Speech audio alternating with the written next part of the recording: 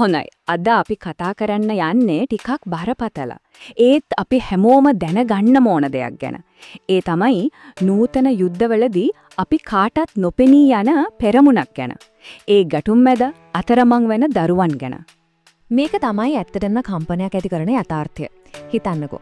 අද වෙනකොට ලෝකේ ඉන්න හැම දරුවෝ 6 දෙනෙක්ගෙම එක්කෙනෙක්, ඒ කියන්නේ මිලියන 460කටත් වඩා වැඩි දරු පිරිසක් ජීවත් වෙන්නේ මොකක් හරි ගැටුමක් තියෙන කලාපයක. මේක තියෙන ලොකුම අසාධාරණය තමයි මේක. මේ දරුවෝ යුද්ධ පටන් ගන්නෙ නෑ. එයාලා කිසිම දේශපාලන බල අරගලයකට සම්බන්ධත් නෑ. ඒත් අන්තිමට ලොකුම වන්දිය ගෙවන්න වෙන්නේ එයාලට. හරි, අපි දැන් බලමු නිකම් සංඛ්‍යා ලේඛනවලුම් එහාට ගිහිල්ලා මේ ගැටුම් ඇත්තටම දරුවෙක්ගේ ජීවිතයට කොයිතරම් ගැඹුරට සදාකාලික හානියක් කරනවද කියලා. එක්සත් ජාතීන්ගේ සංවිධානය හඳුනාගෙන තියෙනවා දරුවන්ට එරෙහි වෙන බරපතලම අපරාධ 6ක්. හිතන්න. දරුවෙක් මරලා දාන එකේ ඉඳලා එයාලව බලෙන් සෙබළු විදිහට පාවිච්චි කරන එක, ඉස්කෝලේ ඉස්පිරිතාල වලට පහර දෙන එක, දරුණු ලිංගික හිංසනයන්, පැහැර ගැනීම. ඒ විතරක් නෙවෙයි, එයාලට අවශ්‍ය මානසික ආධාර පවා නැති කරන එක. මේ හැම දෙයකින්ම වෙන්නේ ඒ දරුවගේ මුළු අනාගතයම අඳුර වෙන එක. මේ වචන ටික අහන්න මේ දකුණු සුඩානේ නාපෝ නියාබෝත් කියන අවුරුදු 9 පුංචි දරුවෙක් කියපු දෙයක්. ඒ දේ සිද්ධ වෙද්දී ඇඳුම් ගැන හිතන්න වෙලාවක් තිබුණේ නැහැ කියලා. ඒකෙන් තේරෙනව නේද? එක මොහොතකින් තමන්ගේ මුළු ලෝකෙම දාලා පැනලා යන සිද්ධ වෙනකොට දැනෙන හැඟීම.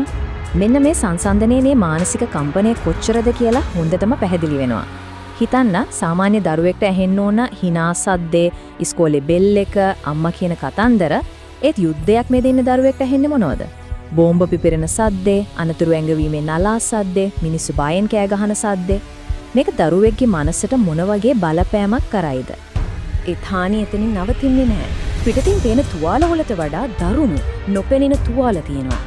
අපි PTSD එහෙමත් නැත්නම් පශ්චාත් ව්‍යසන ක්ලමත අක්‍රමිකතාව කියලා කියන දරුණු මානසික කම්පනය, උග්‍ර මන්ද පෝෂණයේ මේව තමයි යුද්ධයක ඇත්තම සදාකාලික කැලෑල්.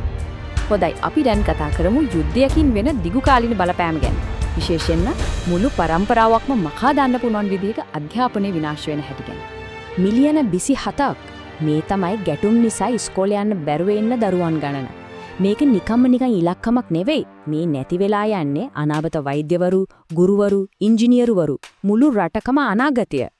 මෙන්න මේකට තමයි අපි කියන්නේ අහිමි වූ පරම්පරාවක් කියලා. ඒ කියන්නේ උගත්කමක් හොඳ සෞඛ්‍යයක් නැති මිලියන ගානක පිරිසක් නැති වෙලා ගියාම මුළු සමාජයකටම වෙන හානිය. ඒකෙන් ගොඩෙන්න අවුරුදු ගානක්, සමහර විට දශක ගානක් යයි. මේකත් බලන්න 2018 ඉඳන් 2024 වෙනකම් හැම අවුරුද්දකම සාමාන්‍යයෙන් දරුවෝ 3,37,800ක් ඉපදිලා තියෙන්නේ සරණාගතයෝ විදිහට. යාළගේ ජීවිතය පටන් ගන්නෙම ගියක් දොරක් නැතුව අවිනිශ්චිතකමකින්. හොඳයි, මේක තනි දරුවන්ගේ ප්‍රශ්නයක් විතරක් නෙවෙයි. මේ දරුවන් විඳින දුක මුළු ලෝකයේම ස්ථාවරත්වයට බලපාන්නේ කොහොමද? අපි ඒ ගැන බලමු. ගොඩක් අය හිතන දෙයක් තමයි සටන් නැවතුනාම ඔක්කොම ඉවරයි කියලා. ඒත් ඇත්තටම එහෙමද? ප්‍රචණ්ඩත්වය එතනින් ඉවර වෙනවද? කොහෙත්ම නෑ. මෙන්න මේකයි වෙන්නේ. මේකට කියන්නේ ප්‍රචණ්ඩත්වයේ චක්‍රය කියලා. ළමා කාලෙදී දරුණු කම්පනයකට මුහුණ දීලා කිසිම අවස්ථාවක් නැති වෙලා හැදෙන දරුවෝ සමාජය අස්ථාවර කරනවා. ඒ වගේ අස්ථාවර සමාජයක අනාගතයේදී තවත් ගැටුම් ඇති වෙන්න තියෙන අවදානම ගොඩක් වැඩි. ඒ කියන්නේ වෛරය පරම්පරාවෙන් පරම්පරාවට යනවා. කාරණේ හරිම සරලයි. උගත්කමක් හොඳ සෞඛ්‍යයක් නැති පරම්පරාවකට කොහොමද ස්ථාවර අනාගතයක් ගොඩනගන්න පුළුවන් වෙන්නේ? ඒක කරන්න බෑ. ප්‍රතිඵලය තමයි දිගුකාලීන ආර්ථික සහ සමාජ කඩාවැටීමක්. ඉතින් මේ හැමදේම අහලා අපිට නිකන් ඉන්න බෑ. මේක අපේ පොදු වගකීම. අපි මේ ගැටලුවෙන් විසඳුම පැත්තට හැරෙමු.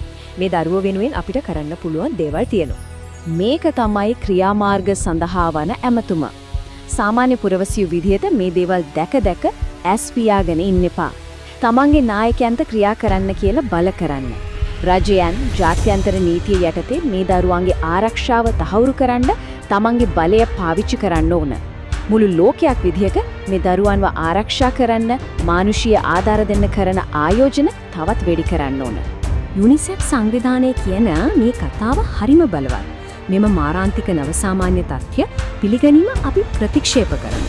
ඒ කියන්නේ දරුවෝ යුද්ධවලට මැදි වෙලා දුක් විඳින එක සාමාන්‍ය දෙයක් විදිහට සලකන්න අපිට බෑ. අවසාන වශයෙන් මේක මතක තියාගන්න. දරුවන්ට බලාගෙන ඉන්න බෑ. එයාගේ ළමාකාරය ආයේ එන්නේ නෑ. ප්‍රශ්නේ තියෙන්නේ අපි ඒ වෙනුවෙන් ක්‍රියා කරනවාද?